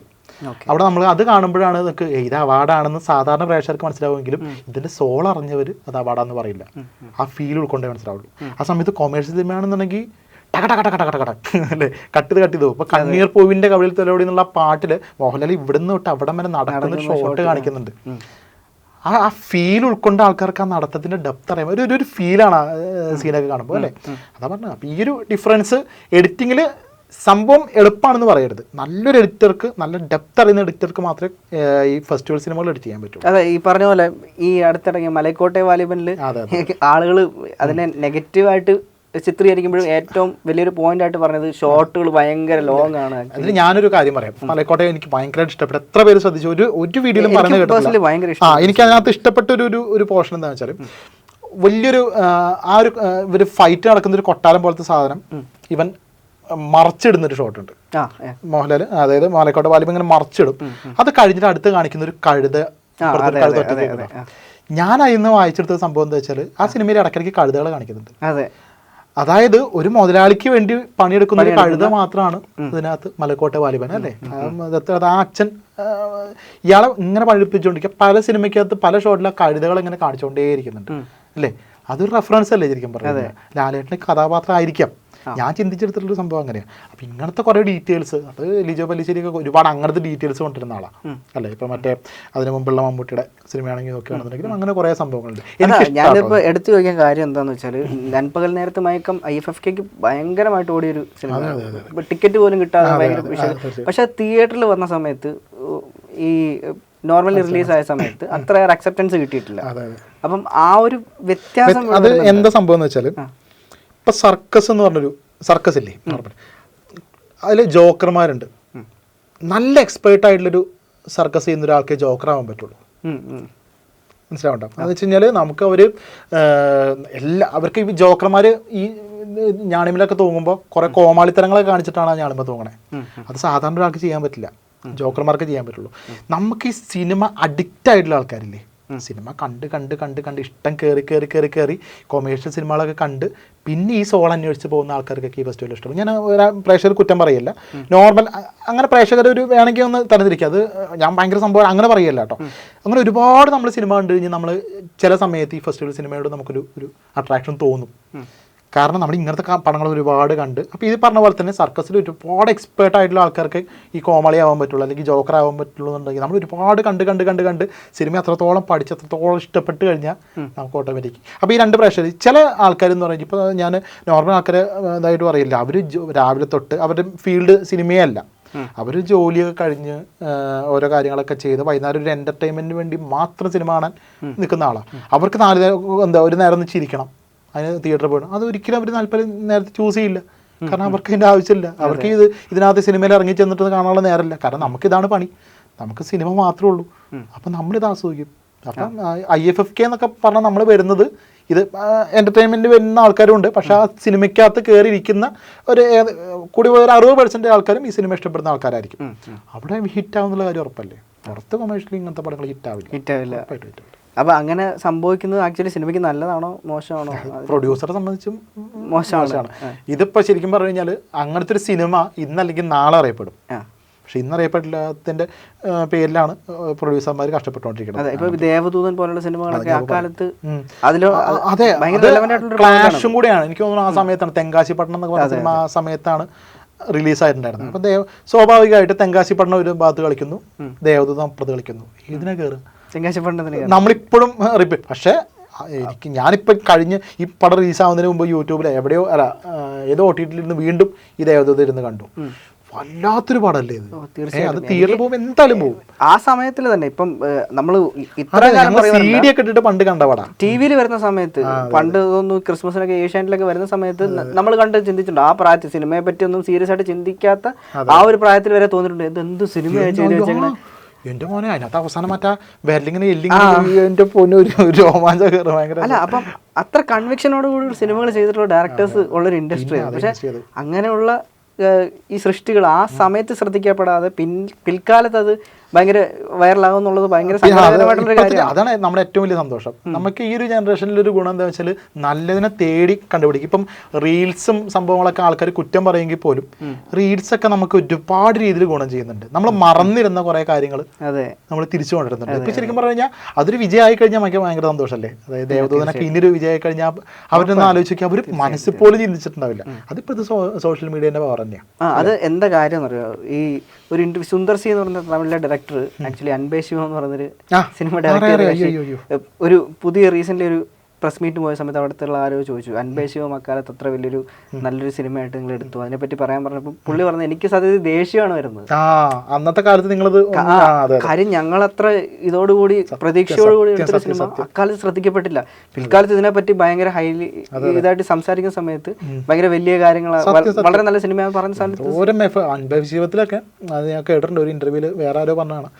ഇപ്പൊ കമലഹാസൻ എന്നുള്ള നടന്റെ ആ ഒരു എഫേർട്ടാണ് പറയുന്നത് കേട്ടോ. അതിനകത്ത് കണ്ണട ഇല്ലേ, ഭയങ്കര വലിയ സോഡാ കുപ്പി ലെൻസ് അല്ലേ. സാധാരണ ആ കണ്ണട വെച്ച് കഴിഞ്ഞാൽ നമുക്ക് ഒന്നും കാണാൻ പറ്റില്ല, പുള്ളിക്ക് അഭിനയിക്കാൻ പറ്റില്ല. ഒരു ലെൻസ് കണ്ടിട്ടില്ലേ, ആ ലെൻസ് ഇട്ടിട്ട് അതിനെ ബ്ലർ ചെയ്യിപ്പിച്ച് എന്നിട്ട് അതിന്റെ മുകളിൽ കൂടി കണ്ണട വെച്ചിട്ടൊക്കെയാണ് ചെയ്തിട്ടുള്ളത്. പിന്നെ മുഖം ഇങ്ങനെ വെച്ചോണ്ടുള്ള ഒരു സംഭവങ്ങളൊക്കെ അതൊക്കെ പോട്ടെ, എല്ലാ പടത്തിലും അതിൻ്റെതായിട്ടുള്ള എഫേർട്ട് ഉണ്ട്. പക്ഷെ അതിന് ആ സമയത്ത് റിസൾട്ട് കിട്ടിയില്ലെങ്കിൽ ഭയങ്കര ഫീൽ ചെയ്യുന്ന ഒരു കാര്യം തന്നെയാണ്. പക്ഷെ കമലഹാസൻ സിനിമകൾ എപ്പോഴും നമുക്ക് ഫ്യൂച്ചറിസ്റ്റിക് ആയിട്ട് ചിലപ്പോൾ ഇപ്പൊ പുള്ളി എടുക്കുന്ന സിനിമ നമുക്കിപ്പോ നാളെ ആയിരിക്കും ചിലപ്പോൾ അത് നമുക്ക് മനസ്സിലാണെങ്കിൽ കാലം കഴിയണം. അതിൽ ഏറ്റവും എനിക്ക് ഭയങ്കര എഡിറ്റിംഗിൽ പുള്ളി ഉപയോഗിച്ചിട്ടുള്ള ഒരു ട്രിക്ക് മറ്റേ വിശ്വരൂപം സിനിമയ്ക്കകത്ത് സ്കെലിറ്റന്റെ ഒരു ട്രാൻസിഷൻ വരുന്നൊരു സാധനം. വിശ്വരൂപത്തിലാണോ 10 പേരുള്ളതല്ലേ വിശ്വരൂപം? അത് ദശാവതാരം വിശ്വരൂപ മനസ്സിലായി. അപ്പൊ അതിൽ കാണിക്കുന്ന ഒരു ട്രാൻസിഷൻ ഒക്കെ എനിക്ക് ഓർമ്മയില്ല. അപ്പം എനിക്ക് അത് തോന്നിയിട്ടുണ്ട്. പക്ഷെ അങ്ങനെ പുള്ളി ഇങ്ങനെ ഹോസ്പിറ്റലിൽ കിടക്കുന്ന സമയത്ത് പെട്ടെന്ന് ബ്ലണ്ട് ആയിട്ട് അങ്ങനെ ഒരു സീനുണ്ട്. അപ്പം ഞാൻ ആലോചിക്കുന്നത് അവരൊക്കെ അക്കാലത്ത് ഈ ടെറന്റീനോ പോലുള്ള വലിയൊരു ഡയറക്ടർ ഇൻസ്പയർ ആയിട്ട് ഒരു സീൻ ഇവിടുന്ന് അവിടെ കൊണ്ടുപോകണമെങ്കിൽ അപ്പം നമ്മുടെ ഫിലിം മേക്കേഴ്സ് അതാണ്. കമലഹാസൻ എന്ന് പറഞ്ഞ ഒരു ലെജൻഡ്. കാരണം എന്താ വെച്ചാൽ പുള്ളി സകലകലാവല്ലഭം എന്നുള്ള പേര് 100% ചേരുന്നൊരു നടനാണ് അല്ലേ. കാരണം എന്താ വെച്ചാൽ ഡയറക്ഷൻ നോക്കണം. പുള്ളിയെക്കുറിച്ച് ഇപ്പോൾ ഈയിടെ ശങ്കറിൻ്റെ ആ ഒരു ലോഞ്ചിൽ പറഞ്ഞിട്ടുണ്ടായിരുന്നു. പുള്ളി എന്ന് പറഞ്ഞാൽ 360 ആണ് സിനിമയിൽ. 360 എന്ന് പറയാൻ പറ്റും. അത് 361 ഒരു എക്സ്ട്രാ ഒരു ഇതും കൂടെ ചേർത്ത്. കാരണം എല്ലാ മേഖലയെക്കുറിച്ചും ലൈറ്റിംഗ് ആണെന്നുണ്ടെങ്കിൽ ശരി, ഷൂട്ടിങ്, ഡയറക്ഷൻ, അഭിനയം അതെല്ലാം കണക്ട് ചെയ്തിട്ടുള്ളൊരു നടൻ. അതിപ്പോൾ പറഞ്ഞു ഈ വിശ്വരൂപകം എന്ന് പറഞ്ഞാൽ ഇപ്പോഴല്ല, നാളെ ഒരു കാലത്തായിരിക്കും അതിൻ്റെ ദശാവതാരത്തിലൊക്കെ ഒരു ഷോട്ട് ഉണ്ട്. ഇവർ 10 വരെ ഒരുമിച്ച് കാണിക്കുന്ന ഒരു ഷോട്ട് ഉണ്ട് അല്ലേ. നമുക്ക് എല്ലാവരും കൂടെ ഒരാളങ്ങോട്ട് ഈ സമയത്ത് ക്യാമറ പാനിങ്ങും കൂടെ ഉണ്ട്. എന്തോരം പ്ലാൻ ചെയ്യണം എന്ന് ആലോചിച്ച് നോക്കിയത്. അത് എങ്ങനെ പ്ലാൻ ചെയ്യണം എനിക്ക് വിശ്വസിക്കാൻ പറ്റില്ല. കമലഹാസനെ പോലെ ഒരു നടനാണ് അതല്ലേ. കമലഹാസൻ എഡിറ്റ് ചെയ്തിട്ടുണ്ടെന്നുള്ള കാര്യം ഞാൻ അല്ലടാ വേറൊരു റാംബോ ഇംഗ്ലീഷ് പടമല്ലേ അതിൽ കമലഹാസൻ വർക്ക് ചെയ്തിട്ടുണ്ട്. ഞാൻ പറയാം സ്റ്റാർ ട്രെക്ക് അത് ഞാൻ ഏതൊരു ഇതിനകത്ത് വീഡിയോയിൽ എന്തോ കണ്ടതാ. സ്റ്റാർ ട്രെക്ക് എന്ന് പറഞ്ഞ സിനിമയിൽ മേക്കപ്പ് ആർട്ടിസ്റ്റ് ആയിട്ടാണ്. ഞാൻ എന്തോ അത് റീൽസ് ഒക്കെ തോന്നുന്നുണ്ട് അങ്ങനെ കുറച്ച്. അപ്പം അതിലോട്ട് വരാം, റീൽസിലോട്ട്. ഇപ്പം റീൽസ് എഡിറ്റ് ചെയ്യുന്ന ആൾക്കാര് ഈ 1 മിനിറ്റ് വീഡിയോ ആണ് ചെയ്യുന്നതെങ്കിലും അതിനകത്ത് കൺവേ ചെയ്യുന്ന കാര്യം ഭയങ്കര വലുതാണ്. അപ്പം കാണുന്നവർ പലപ്പോഴും 1 മിനിറ്റ് വീഡിയോ ചെയ്യാൻ തന്നെ എത്ര വലിയ പാട്. പക്ഷെ അതിനുവേണ്ടി അവനെടുക്കുന്ന എഫേർട്ട് എന്താണെന്നുള്ളത് ഇല്ല. ഇപ്പൊ എനിക്ക് ഏറ്റവും ബുദ്ധിമുട്ട്, ഞാനും റീൽസ് ഇടുന്ന ആളാണല്ലോ, എനിക്ക് ഏറ്റവും ബുദ്ധിമുട്ട് മറ്റേ എപ്പിസോഡ് ഒരു വീഡിയോ ഒരു 20 മിനിറ്റ് വീഡിയോ എഡിറ്റ് ചെയ്യ ഒരു പണിയില്ല. കാരണം എന്താ വെച്ചാൽ എനിക്ക് ഞാൻ എവിടെയെങ്കിലും തപ്പി പിടിച്ചിട്ട് കളഞ്ഞില്ലെങ്കിലും കുഴപ്പമൊന്നുമില്ല. കാരണം ഇത് 1 മിനിറ്റ് ഉള്ളൂ നമുക്ക് സമയം. റീൽസിൽ ആ 1 മിനിറ്റിനുള്ളിൽ ഞാൻ പറയുന്ന കണ്ടന്റ് മൊത്തം ഉൾപ്പെടുത്തണം. ആ ഉൾപ്പെടുത്തണം എന്നുണ്ടെങ്കിൽ ഞാൻ അക്ഷരങ്ങളുടെ അടുക്കൊക്കെ വെച്ചിട്ട് കട്ട് ചെയ്യണം. ചെറിയ ഗ്യാപ്പ് ഉണ്ടെങ്കിൽ അത് കയറ്റിയിടണം അല്ലേ. അതിൻ്റെ കൂടെ എൻ്റെ സ്ലോഗൻ പറയണമെന്നുണ്ടെങ്കിൽ അത് പറയണം. അതല്ലെങ്കിൽ ചിലതിൻ്റെ സ്ലോഗൻ ഒന്നും പറയാറില്ല. കാരണം എന്താ വെച്ചാൽ ഈ കോണ്ടന്റ് അവിടെ കറക്റ്റായിട്ട് പ്ലേസ് ചെയ്യാൻ വേണ്ടി ഭയങ്കര ബുദ്ധിമുട്ടാണ്. അത് മറ്റേതാണെന്നുണ്ടെങ്കിൽ നമുക്ക് ഒന്ന് ചിന്തിക്കാണ്ട് ഇങ്ങനെ എഡിറ്റ് ചെയ്ത് ഇങ്ങനെ പോയാൽ മതി. പക്ഷേ 1 മിനിറ്റ് എഡിറ്റ് ചെയ്യാന്ന് പറഞ്ഞാൽ എളുപ്പമല്ല. ഇപ്പോഴത്തെ പിള്ളേരെന്ന് വെച്ച് കഴിഞ്ഞാൽ എല്ലാം അതിനകത്തുണ്ടാവും. നല്ല സൗണ്ട് എഫക്ട്സ് ആയിരിക്കും അല്ലേ, നല്ല വിഷ്വൽസ് കൊണ്ടുവരും. അതിൻ്റെ ഇടയിൽ കൂടെ സൗണ്ട് വെച്ചിട്ടുള്ള കുറച്ച് കളികളൊക്കെ കളിക്കും. പണ്ടത്തെ കാലത്ത് നമ്മൾ ഈ പറഞ്ഞ പോലെ വലിയ വലിയ സോഫ്റ്റ്വെയറുകളൊക്കെ വെച്ച് ചെയ്തോണ്ടിരുന്ന കാര്യം സിമ്പിൾ ആയിട്ട് ക്യാപ് കട്ട് മറ്റേ നമുക്കുള്ളൊരു ഗുണം എന്താണെന്ന് വെച്ചാൽ നമ്മൾ കഷ്ടപ്പെട്ട് ചെയ്ത ആൾക്കാർക്ക് ഇപ്പോൾ പുതിയ ടെക്നോളജി പഠിക്കാൻ എളുപ്പമാണ്. പക്ഷെ ഇപ്പോഴും ഞാൻ മനസ്സിൽ പറഞ്ഞുകൊണ്ടിരിക്കുന്ന തന്തവൈബ് ആവരുതേ എന്നുള്ള സംഭവം. കാരണം എന്താ വെച്ചാൽ ഇപ്പൊ പുച്ചിക്കും ഞങ്ങളുടെ കാലത്ത് ഇതൊക്കെ കഷ്ടപ്പെട്ടാണ് ചെയ്തിരുന്നത്. നമ്മളിപ്പോൾ അതല്ല ചിന്തിക്കേണ്ടത്. അവരുടെ കാലത്ത് ഇപ്പൊ ചെയ്യുന്നുണ്ടല്ലോ, അപ്പൊ അതേപോലെ നമ്മൾ ചെയ്യാൻ നോക്കുക. അങ്ങനെ ഇപ്പം ശരിക്കും പറഞ്ഞാൽ ക്യാപ് കട്ടിൽ അങ്ങനെ ഓപ്ഷൻ ഉണ്ടെങ്കിൽ പോലും ക്രിയേറ്റീവ് ആയിട്ടുള്ള ഒരാൾക്ക് അത്ര ഗംഭീരമായിട്ടുള്ള റീൽസ് ചെയ്യാം. അപ്പം അങ്ങനെ വരുന്ന സമയത്ത് ഇപ്പം അതിൽ വേറൊരു സൈഡ് ചിന്തിക്കുകയാണെങ്കിൽ ഇപ്പം 1 മിനിറ്റ് വീഡിയോ എഡിറ്റ് ചെയ്യാൻ ഇഷ്ടം പോലെ പിള്ളേരുണ്ട്. അപ്പം അവരുടെ കൂടെ തട്ടി നിൽക്കാന്ന് പറഞ്ഞാൽ എളുപ്പമല്ല മോനെ. കാരണം എന്താ വെച്ചാൽ ഇപ്പം ഞാനൊരു കാര്യം പറയട്ടെ, ഇപ്പോഴത്തെ ഒരു ജനറേഷനിൽ യൂട്യൂബിൽ സബ്സ്ക്രൈബേഴ്സ് കയറുക അല്ലെങ്കിൽ ഫോളോവേഴ്സ് കയറുക കുറച്ച് ബുദ്ധിമുട്ടായിട്ടുള്ള കാര്യം. ശ്രദ്ധിച്ചിട്ടുണ്ട്. അപ്പം എന്ന് വെച്ചാൽ നമ്മൾ യൂട്യൂബിൽ എത്ര വീഡിയോ ഇട്ടാലും ഒരു ആൾക്കാർ സബ്സ്ക്രൈബ് ചെയ്യും. പണ്ട് അതൊരു സീസൺ ഉണ്ടായിരുന്നു സബ്സ്ക്രൈബ് ചെയ്യാന്നുള്ള സംഭവം. അപ്പോൾ എൻ്റെ ഒക്കെ ഒരു ഭാഗ്യത്തിന് ഒരു സമയത്ത് കുറച്ച് സബ്സ്ക്രൈബേഴ്സിന് ഫോളോവേഴ്സിനൊക്കെ ഉണ്ടാക്കി വെച്ചുകൊണ്ടാണ് ഞാനൊക്കെ സത്യം പറഞ്ഞാൽ നിലനിന്ന് പോകുന്നത്. കാരണം എന്താ വെച്ചാൽ ഞാനിപ്പോഴും ഇപ്പം അങ്ങനെ എക്സ്ട്രാ ഓർഡിനറി സാധനം അതെന്താ ചെയ്യാൻ സംഭവം വെച്ചാൽ നമ്മളിപ്പോൾ വർഷങ്ങളായിട്ട് വർക്ക് ചെയ്യുന്നു. ഇപ്പോഴത്തെ പിള്ളേർ ഇരിക്കുന്ന പോലെ ഇരിക്കാനുള്ളൊരു സമയമില്ലെന്ന് ഞാൻ പറയുന്നില്ല, മാനസികാവസ്ഥയില്ല.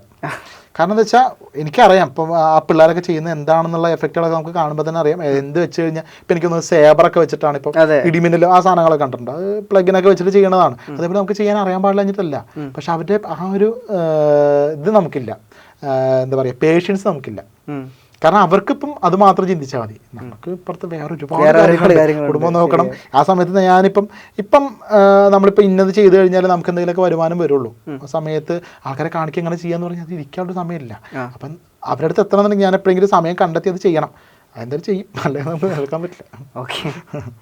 അപ്പം വേറൊരു കാര്യം ചോദിക്കാനുള്ളത് ആക്ച്വലി ഈ സിനിമയുടെ കാര്യങ്ങൾ തന്നെ പറഞ്ഞുകൊണ്ടിരിക്കുന്ന കൂട്ടത്തിലേ ഇപ്പം പുതിയ എഡിറ്റിംഗ് ടെക്നോളജികൾ ഇൻട്രൊഡ്യൂസ് ചെയ്തിട്ടുണ്ടല്ലോ. അപ്പം അങ്ങനെ എന്തെങ്കിലുമൊക്കെ ടെക്നോളജി കേന്ദ്രീകരിച്ച് ചേട്ടൻ റിസർച്ച് നടത്താറുണ്ടോ? അപ്പോൾ ഒരു എഡിറ്റിംഗ് പാറ്റേൺ ഇൻട്രൊഡ്യൂസ് ചെയ്യുന്ന സമയത്ത് ആ പാറ്റേണിനെ പറ്റി അറിയാൻ ശ്രമിച്ച് അങ്ങനെ പോയിട്ടുള്ള എഡിറ്റിംഗ് പാറ്റേൺ അല്ല ഞാൻ അറിയാൻ ശ്രമിച്ചിട്ടുള്ളത്.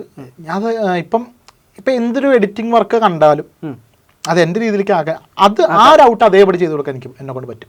അതാ ഞാൻ ചോദിക്കുക. അപ്പം ഒരു സംഭവം കാണുന്നു, അത് നമ്മൾ റീക്രിയേറ്റ് ചെയ്യുന്ന സമയത്ത് ആക്ച്വലി എന്തുമാത്രം കാര്യങ്ങളൊക്കെ ശ്രദ്ധിക്കുന്നു. ഈവൻ ഇഫ് ചേട്ടൻ്റെ മൈന്യൂട്ടായിട്ടുള്ള ഡീറ്റെയിലിംഗ് പോലും ഇപ്പോൾ സലാറിൻ്റെ ടൈറ്റിൽ റീക്രിയേറ്റ് ചെയ്ത സമയത്ത് ആ ഒരു ഇതിൻ്റെ ഇടയിൽ കൂടെ പൊടി വരുന്ന സാധനമൊക്കെ. അപ്പം ഞാൻ ആക്ച്വലി ആ ടൈറ്റിൽ അത് ശ്രദ്ധിച്ചിട്ടുണ്ടായിരുന്നില്ല. ചേട്ടൻ പറഞ്ഞപ്പോഴാണ് അങ്ങനെ ഒരു സാധനം ഉണ്ടെന്ന് പോലും എനിക്ക് മനസ്സിലായത്. അപ്പൊ അതൊക്കെ എങ്ങനെയാണ് കണ്ടുപിടിച്ചത്? അപ്പൊ മൈന്യൂട്ടായിട്ടുള്ള കാര്യങ്ങൾ വരെ ശ്രദ്ധിച്ച്. ഇതിന് വേറൊരു എക്സാമ്പിൾ പറയാം. ഇപ്പൊ അവർ ചിലപ്പോൾ ചെയ്തിട്ടുള്ളൊരു മെത്തേഡായിരിക്കും. എനിക്കിത് ആലോചിക്കാനേ പറ്റുള്ളൂ ഇവരിങ്ങനെ ആയിരിക്കും ചെയ്തിട്ടുണ്ടാവുക. അപ്പോൾ എൻ്റെ സ്റ്റൈലിലേക്ക് കൊണ്ടുവരിക എന്നുള്ളതാണ്. ഇതിൽ എനിക്കൊരു ട്യൂട്ടോറിയൽ ചെയ്യുമ്പോൾ ചടങ്ങ് എന്താണെന്നറിയോ? പ്രേക്ഷകർക്ക് ഇത് മനസ്സിലാവണം. അതൊരു വലിയൊരു കാര്യം. കാരണം എന്താ വെച്ചാൽ എനിക്ക് വേണമെന്നുണ്ടെങ്കിൽ ഒന്നും മിണ്ടാണ്ട് ഒരു സ്പീഡ് റാമ്പ് ചെയ്തിട്ടുള്ള ഒരു വീഡിയോ വേണമെങ്കിൽ കാണിക്കാം, ഞാനത് ചെയ്യുന്ന പോലെ. പക്ഷേ ഞാനത് പറഞ്ഞാൽ ചെയ്യണേ. അപ്പോൾ ഏതൊരു സാധാരണക്കാരത് മനസ്സിലാവുന്ന രീതിയിലായിരിക്കണം ചെയ്യേണ്ടത്. അപ്പോൾ എന്താ വെച്ചാൽ ഞാൻ അതും കൂടെ ആലോചിച്ചിട്ടാണ് ഈ സംഭവങ്ങൾ ചെയ്യുക. ഇപ്പോൾ ഒരു ടൈറ്റിൽ ചെയ്യുമ്പോൾ അത് ഒരിക്കലും അങ്ങനെ ആയിരിക്കും ചിലപ്പോൾ അവർ ചെയ്തിട്ടുണ്ടാകുക. അതിന് ബെസ്റ്റ് എക്സാമ്പിൾ ആണെങ്കിൽ പ്രോമിസ് മീഡിയ എന്നാണ് എൻ്റെ ഒരു സ്റ്റുഡൻറ്റ് വർക്ക് ചെയ്യുന്നുണ്ട് ഇവിടെ എറണാകുളത്തുള്ള പ്രോമിസ്. അല്ല 1 എന്ന് പറഞ്ഞൊരു മൂവി ഉണ്ട്. 1 മൂവി മമ്മൂട്ടിയുടെ. അതിനകത്ത് 1, 1, 2, 3 എന്ന് പറഞ്ഞിട്ട് ഓരോ സ്റ്റെപ്പായിട്ട് 1 എന്ന് പറഞ്ഞിട്ട് ആ ടെക്സ്റ്റ് വന്ന് നിൽക്കുന്നൊരു ട്യൂട്ടോറിയൽ. അത് ഞാൻ ട്യൂട്ടോറിയൽ ചെയ്ത് കഴിഞ്ഞിട്ട് എൻ്റെ സ്റ്റുഡൻറ്റ് വിളിച്ചു, സാറേ ആ വർക്ക് ഞാനാട്ടോ ചെയ്തത്, ട്യൂട്ടോറിയൽ കണ്ടപ്പോൾ ഭയങ്കര സന്തോഷം തോന്നിയെന്ന് പറഞ്ഞു. അപ്പോൾ ഞാൻ ആണോ പറഞ്ഞു, സാറത് Element 3Dയിലൊക്കെ ചെയ്ത്. എന്തിനാ സാറേ, ഞാനത് ഫോട്ടോഷോപ്പിൽ ഇങ്ങനെ ചെയ്ത് ഇത് കട്ട് ചെയ്തിട്ട് ഇങ്ങനെ ചെയ്തിട്ടുണ്ടായിരുന്നു പറഞ്ഞു. അപ്പം ഞാനെന്താ മറുപടി എന്ന് പറഞ്ഞതെന്ന് വെച്ചാൽ എനിക്ക് ഫോട്ടോഷോപ്പിൽ അത് ചെയ്യാൻ എളുപ്പമല്ല. അവനെനിക്ക് തോന്നുന്നു ഡിസൈനർ ഫോട്ടോഷോപ്പിൽ ആ ഡിസൈൻ ചെയ്ത് കൊടുത്തു. ചിലപ്പോൾ അവൻ്റെ ഡയറക്ടറോ ആരെങ്കിലും വെച്ചാൽ അതിനെ കട്ട് ചെയ്ത് ഒരു ലെവലിൽ ചെയ്തു. അപ്പോൾ എനിക്കിവിടെ 2 പണിയുണ്ട്. ഫോട്ടോഷോപ്പിൽ ഈ സാധനം ഇത് ചെയ്യണം, ഇങ്ങനെ ചെയ്യണം. അപ്പോൾ ആ സമയത്ത് എനിക്കറിയില്ലല്ലോ ഇവനെങ്ങനെ ചെയ്തിട്ടുള്ളതെന്ന്. അപ്പം ഞാനിത് മൊത്തം Element 3D ചെയ്തു. അതാ ഈ ഒരു ഫീൽഡിന് തന്നെ ഏറ്റവും വലിയ സാധ്യത. നമുക്കിത് ചെയ്യാൻ പല വഴികളുണ്ട്. ഇതെങ്ങനെയാ ചെയ്തതെന്ന് ആരും ശരിക്കുള്ള ആളെന്നെ പറഞ്ഞു, സാറേ ഇത് ഞാൻ അപ്പം എനിക്കത് വിഷയമല്ല. ഞാൻ എന്താ ചെയ്യണേ, റീക്രിയേഷനാണ് ചെയ്യണേ. പക്ഷെ അതൊക്കെ വലിയൊരു സന്തോഷമുള്ള പിന്നെ നമ്മളെ പഠിപ്പിച്ച് വിട്ട് ഭയങ്കര സന്തോഷമാണ്. അപ്പോൾ അവരൊക്കെ അങ്ങനെ വിളിച്ച് പറഞ്ഞതിൽ സന്തോഷം. അപ്പം ഇത് പറഞ്ഞു ശരിക്കും ആലോചിച്ചപ്പോൾ അവൻ അത്ര ഈസി ആയിട്ട് ചെയ്തത്. ഞാൻ ചെയ്തപ്പോൾ കോംപ്ലിക്കേറ്റഡ് ആയിട്ട് അവന് തോന്നിയിട്ടുണ്ടാവും, സാർ എന്തിനാ ഇങ്ങനെ ചെയ്തേ എന്നുള്ള സംഭവം. പക്ഷെ എന്താ വെച്ചാൽ ഇതിന് എൻ്റെ വശം ഞാൻ പറഞ്ഞു ശരിയായിരിക്കാം, എനിക്ക് അങ്ങനെ. പക്ഷെ എനിക്ക് ഫോട്ടോഷോപ്പിൽ അങ്ങനത്തെ ഡിസൈൻ ചെയ്യാൻ അത്ര എളുപ്പമല്ലായിരിക്കും. ആ സമയത്ത് എനിക്ക് ഇതായിരിക്കും എളുപ്പം. മനസ്സിലായി. ഇനിയിപ്പോൾ അവൻ ആദ്യം എന്നോട് പറഞ്ഞിരുന്നെങ്കിൽ ഞാനിത് ഇങ്ങനെ ചെയ്തേനെ. അപ്പം അങ്ങനെ ചില സമയത്ത് അങ്ങനെ സംഭവിക്കാറുണ്ട്. ഇപ്പോൾ സാധാരണ ടൈലിൽ ഞാൻ ചെയ്തു, ചിലപ്പോൾ അവർ ചിലപ്പോൾ ഇതിനേക്കാളും എളുപ്പമായിട്ടൊരു മെത്തേഡിലായിരിക്കും ചെയ്തിട്ടുണ്ടാവുക. നമ്മൾ അന്വേഷിക്കേണ്ട കാര്യമില്ലല്ലോ, ഞാൻ റീക്രിയേറ്റ് അല്ലേ ചെയ്തു. ഓക്കെ. ഞാൻ ഒരു കൗതുകത്തിൻ്റെ പുറത്തെ കാര്യം ചോദിച്ചോട്ടെ. ഇപ്പം ചേട്ടൻ എഡിറ്റ് ചെയ്യാൻ തുടങ്ങിയിട്ടില്ലെങ്കിൽ വീഡിയോസ് ട്യൂട്ടോറിയലൊക്കെ ഇടാൻ തുടങ്ങിയിട്ട് കുറച്ച് കാലമായല്ലോ. ഇപ്പം എനിക്ക് തോന്നുന്നു ലോക്ക്ഡൗൺ സമയം മുതലേ ഈ ചാനൽ ഇങ്ങനെ നല്ല രീതിയിൽ റീച്ച് ആവുന്നുണ്ട്. അപ്പം നല്ല രീതിയിലൊന്നും അല്ല, കുഴപ്പമില്ല, നല്ല രീതിയിൽ നമ്മളെ സംബന്ധിച്ച് എനിക്ക് എന്തെങ്കിലും ഒരു ഡൗട്ട് വന്നാലോ അല്ലെങ്കിൽ എഡിറ്റ് ചെയ്യുന്ന സമയത്ത് എന്തെങ്കിലും ഒരു ബുദ്ധിമുട്ട് വന്നാലോ ഞാൻ ആദ്യമേ സെർച്ച് ചെയ്യാതാ ഇന്ന സാധനം മനക്കോട്ടയിലുണ്ടോ. ഇല്ലാത്ത പക്ഷം മാത്രമേ ഞാൻ വേറെ ചാനലുകൾ തേടി പോകാറുള്ളൂ. അപ്പോൾ ഞാൻ ചോദിക്കാൻ വന്ന കാര്യം എന്ന് വെച്ചാൽ ഞാനും ബേസിക്കലി ഒരു എഡിറ്റർ ആയതുകൊണ്ട് എനിക്കിപ്പോഴും പഴയ എൻ്റെ വീഡിയോസ് കാണുമ്പോൾ ചെറുതായിട്ട് ക്രിഞ്ച് അയ്യോ അതുപോലെ തോന്നിയിട്ടുള്ള മൊമെന്റ്സ് ഉണ്ടായിട്ടുണ്ടോ? അത് പഴയ ഏതെങ്കിലും വീഡിയോ എടുത്ത് കാണുമ്പോൾ പിന്നെ അങ്ങനെ എടാ അത് പഴയതല്ലടാ, ഞാൻ ചിലപ്പോൾ കഴിഞ്ഞ 2 മാസം ചെയ്തത് എനിക്കിപ്പോഴും അങ്ങനെയാ. എനിക്ക് ചില സമയത്ത് ഇപ്പൊ പബ്ലിക്കിന്റെ ഇടയിൽ ആരെങ്കിലും എൻ്റെ വീഡിയോ ഇട്ട് കഴിഞ്ഞാൽ എനിക്ക് ക്രിഞ്ചാ. എനിക്ക് എൻ്റെ സൗണ്ട് കേൾക്കുമ്പോഴേ ക്രിഞ്ച് ഇപ്പോഴും മാറിയിട്ടില്ല, എത്ര കാലമായി തുടങ്ങിയിട്ട്. അതുണ്ട്. അതിപ്പോൾ ഏത് വീഡിയോ എടുത്ത് നോക്കിക്കഴിഞ്ഞാൽ, പണ്ട് ഞാൻ ഇപ്പം എൻ്റെ ചാനലിൽ നോക്കിക്കഴിഞ്ഞാൽ തന്നെ അന്നത്തെ എൻ്റെ അവതരണ ശൈലിയും ഇന്നത്തെ വ്യത്യാസമുണ്ട്.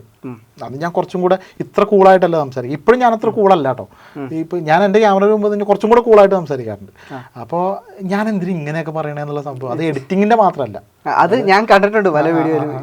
ചേട്ടന് ഞാനെന്തിനാ എന്തൊക്കെ വീഡിയോസിൽ പലപ്പോഴും ഞാൻ വീഡിയോസിൽ പറയാറുണ്ട്. ചില സമയത്ത് നമുക്ക് ഒന്നാമത് ഞാൻ ഈ പക്ഷെ അതാണ് ആ വീഡിയോയുടെ ഭംഗിയും കണ്ടോണ്ടിരിക്കുന്ന സമയത്ത് എന്തെങ്കിലും അങ്ങനെ പറഞ്ഞു. ഇപ്പൊ ഇന്റർവ്യൂ ഭയങ്കര സീരിയസ് ആയി പോയത് നമ്മുടെ ഇല്ല, നന്നായിട്ട് തോന്നുന്നു.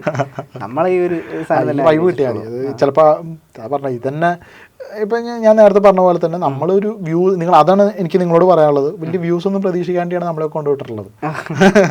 അതിന് സന്തോഷം. അപ്പം ഇങ്ങനത്തെ ആൾക്കാരൊക്കെ തപ്പി കണ്ടുപിടിച്ചാലേ നമ്മളൊക്കെ കാണുള്ളൂ അല്ലേ. കാണുന്നവരെന്ന് കമൻറ്റ് ചെയ്യട്ടോ. ഓക്കെ, അപ്പം എല്ലാവരും ചോദിക്കുന്ന ഒരു ക്ലീശ ചോദ്യം തന്നെ ഞാൻ അടുത്ത് ചോദിക്കാം. ഇപ്പം എഡിറ്റിംഗ് ഇഷ്ടപ്പെട്ട് ഈ ഫീൽഡിലേക്ക് വരുന്ന അല്ലെങ്കിൽ മൾട്ടിമീഡിയ, ചേട്ടൻ പറഞ്ഞു ഞാനൊരു എഡിറ്റർ ആയിരുന്നില്ല, സാഹചര്യങ്ങൾ കൊണ്ട് എഡിറ്റർ ആകേണ്ടി വന്ന ഒരാളാണ്. അപ്പോൾ എഡിറ്റിംഗ് തന്നെ പാഷനായിട്ട് എടുത്ത് എഡിറ്റിങ്ങിലേക്ക് വരുന്ന പിള്ളേരോട് എന്താ പറയാനുള്ളത്? ശരിക്കും ഒരു അഡ്വൈസ് എന്ന നിലയ്ക്ക് അവരോട് പറയാനുള്ള കാര്യം എന്താണ്? അവരൊന്നും പറയരുത്, മിണ്ടാതിരുന്ന് വർക്ക് കാണിച്ചു കൊടുക്കുക. അവരോട് പറയുള്ളത് കാരണം എന്താ വെച്ചാൽ ഇപ്പം എൻ്റെ ചാനലിൽ എനിക്ക് സത്യം പറഞ്ഞു കഴിഞ്ഞാൽ കുറേ ചാനൽ ഇപ്പം എനിക്കങ്ങനെ ഉപദേശം മിക്കുന്ന ഇഷ്ടമല്ല. ഞാൻ എൻ്റെ ചാനലിൽ കൂടുതൽ ഞാൻ എല്ലാത്തിലും വർക്കേ കാണിക്കാറുള്ളൂ. ഒരു എപ്പിസോഡ് കംപ്ലീറ്റ് ആയിട്ടാണ് ഇനി കുറച്ച് നേരം ഒന്ന് ഇൻസ്പയർ ചെയ്ത് രീതിയിൽ എന്തെങ്കിലും സംസാരിക്കുക അങ്ങനെ എനിക്ക് ചെയ്യണമെന്നുണ്ട്. പക്ഷെ ഞാൻ കൂടുതലും എൻ്റെ വർക്കുകൾ കാണിക്കാറാണ് പതിവ്. പുതിയ വരുന്ന ആൾക്കാരോടും പറയാറില്ല എന്താ വെച്ചാൽ ഒരു വർക്ക് കഴിഞ്ഞിട്ട് ഞാനിത് അങ്ങനെ ചെയ്തു ഇങ്ങനെ ചെയ്തു അങ്ങനെ പറയണ്ട. ഒരു വർക്ക് ചെയ്താൽ അടുത്ത വർക്ക് ചെയ്യുക, അത് കഴിഞ്ഞാൽ അടുത്ത വർക്ക് ചെയ്യുക. അപ്പോൾ കഴിഞ്ഞ ഓരോ വർക്കിനോടും പുച്ഛം തോന്നിയിട്ട് അടുത്ത വർക്ക് ചെയ്യുക. അങ്ങനെ വർക്ക് ചെയ്ത് നിങ്ങളുടെ ഒരു വർക്ക് വലിയ എത്ര കഴിഞ്ഞാലും അതാണ് മനക്കോ, ഇത് ഇൻഫിനിറ്റ് ആണ്. അപ്പം എത്ര വർക്ക് പുറകിലുള്ള വർക്കിനോട് പുച്ഛം തോന്നി അടുത്ത വർക്ക് നന്നാക്കി പോയി കഴിഞ്ഞാൽ അത്ര നല്ല കൂടുതൽ വേറെ ഒന്നും ചെയ്യാം. അതുപോലെ ചെയ്ത ഏതെങ്കിലും വർക്ക് കണ്ടു എൻ്റെ ദൈവം ഇത് ഞാൻ ചെയ്താണോ അങ്ങനെ ഏത് വർക്ക് കണ്ടാലും ഞാൻ അതിനകത്ത് എനിക്ക് വന്ന മിസ്റ്റേക്ക് എനിക്കറിയാമല്ലോ. കാരണം വേറെ ആർക്കും കണ്ടുപിടിക്കാൻ പറ്റാത്ത മിസ്റ്റേക്കുകൾ ഞാനത് ചെയ്ത് വെച്ചിട്ടുണ്ടാവും. ഏത് വർക്ക് ഉണ്ടായാലും എനിക്ക് ആ ഭാഗം ഞാൻ തന്നെ അടിച്ചുവിടും. ഞാൻ കാണുകയാണെന്നുണ്ടെങ്കിൽ ഞാൻ അപ്പം തന്നെ അത് അടിച്ചുവിടും. അത് വേറെ ആർക്കും അത് ഫീൽ ചെയ്യില്ല. അവിടെ ചെറിയൊരു സംഭവം എനിക്കെന്തോ പിഴവ് വന്നിട്ടുണ്ട്. അങ്ങനെ വന്നിട്ടുണ്ടെന്നുണ്ടെങ്കിൽ ഞാൻ തന്നെ അത് സ്കിപ്പ് ചെയ്ത് കളയും. എനിക്ക് ഇപ്പോഴും ഒരു പെർഫെക്റ്റ് ആയിട്ടുള്ള വർക്ക് എനിക്കില്ല, സത്യമായിട്ടില്ല.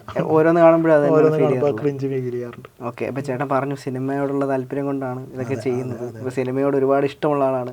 ഭാവിയിൽ എപ്പോഴെങ്കിലും കാണാൻ പറ്റുമോ? Directed by Arpit Arvind. ഏത് മേഖലയിൽ കാണേണ്ടി വരുന്നതാണ് എനിക്കറിയാത്തത്. എനിക്ക് എല്ലാം ഇഷ്ടമാണ്. അഭിനയിക്കാൻ ഇഷ്ടമാണ്, ഡയറക്റ്റ് ചെയ്യാൻ ഇഷ്ടമാണ്, എഡിറ്റിംഗ് ഇഷ്ടമാണ്. ഏതെങ്കിലും മേഖലയിൽ കാണും എന്തായാലും. അത് മിക്കവാറും ആദ്യം ഡയറക്ടറിലായിരിക്കും. കാരണം എന്താ വെച്ചാൽ ഞാൻ പറയില്ല, എന്നെ വെച്ചൊന്നും ആരും ഒന്നും ചെയ്യാൻ പോകില്ല. ഞാൻ എന്നെ വെച്ചാൽ നമ്മളിപ്പം ഒരുപാട് റിസ്ക് തന്നെയാ ബ്രോ. നോക്കാം, അങ്ങനെ എന്തായാലും ഭാവിയിൽ നമ്മുടെ സ്വപ്നം അത് തന്നെയാണല്ലോ, ഫിലിം മേക്കിംഗ് തന്നെയാണ്. ഭാവിയിൽ കാണാൻ പറ്റുമെന്നുള്ള. എന്തായാലും അപ്പം അത്രയൊക്കെ ഉള്ളൂ. ഒരുപാട് സന്തോഷം. ഞാൻ കുറെ നാട്ടിങ്ങനെ ഓരോ കാര്യങ്ങൾ പറയണം. ഫസ്റ്റ് ഇന്റർവ്യൂ ആണ് എൻ്റെ. ഇങ്ങനെ വേറെ പ്രോഗ്രാമിലൊക്കെ വിളിച്ചിട്ട് ആൾക്കാർ ഇങ്ങനെ സംസാരിച്ചിട്ടുണ്ടെന്നല്ല, ഇങ്ങനെ ഒരു ക്യാമറ സെറ്റപ്പിലൊക്കെ ഫസ്റ്റ് ഇന്റർവ്യൂ. നല്ല ചോദ്യങ്ങളായിരുന്നു. അതന്നെ സന്തോഷം. നിങ്ങളുടെ വീഡിയോസ് കണ്ടിട്ടാണ് ഞാൻ വന്നിട്ടുള്ളത്. നന്നായിട്ട് സംസാരിക്കുന്നുണ്ട്. നല്ല നല്ല ചോദ്യങ്ങൾ നമ്മൾ ഉത്തരം പറയുമ്പോൾ നിങ്ങളുടെ കണ്ണിലുണ്ട് അതിനോടുള്ള ഒരു പാഷൻ. അതുകൊണ്ട് സന്തോഷം. ഓക്കെ ഏട്ടാ, അപ്പം ഇനി ഒരുപാട് നല്ല കാര്യങ്ങളൊക്കെ സംഭവിക്കട്ടെ. പേജ് ഇനിയും നല്ലവണ്ണം വരട്ടെ. അപ്പം കൂടെ നിന്ന നമുക്ക് എല്ലാവർക്കും ഒരുമിച്ച് നിന്ന് ഒരു മനക്കോട്ടെ.